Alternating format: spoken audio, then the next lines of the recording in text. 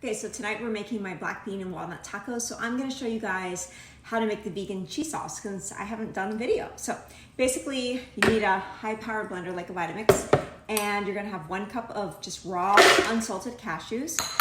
And then you're gonna have 1/3 cup of nutritional yeast. Add that, and then I already did this ahead of time. You want 1 jalapeno de-ribbed and diced. Just dicing it, I know it's a Vitamix, but it just makes it easier. And then we're gonna need a little spatula for this.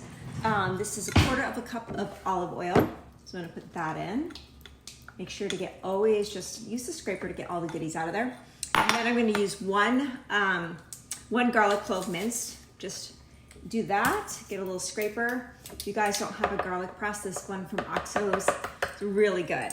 You're gonna need 1/2 cup of boiling water. Basically, I got this, I love this, if you guys don't have this. I got that up to 205, so I don't think it's boiling, but it's hot. It's hot water, very hot water. See, it's steaming.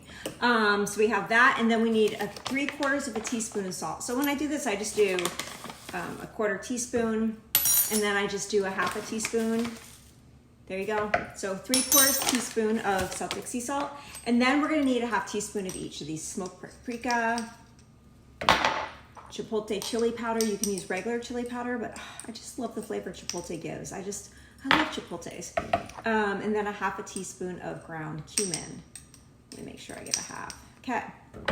Now what I'm gonna do is I'm gonna whiz this up, and then I'm gonna let it sit for 1/2 hour so the flavors meld, and then I give it another whisk. But I'll show you what it looks like after I give it a whiz. It's not that pretty, but it smells good. So this is kind of the consistency of it. It's kind of just, it's not pretty.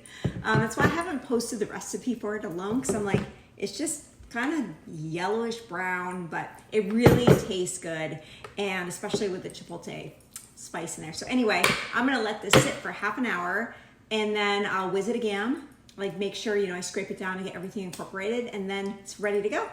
And yeah, so that is how to make the vegan Mexican cheese sauce for really anything. But I love using it on the black bean and walnut tacos. So anyway, I hope you guys make it and enjoy.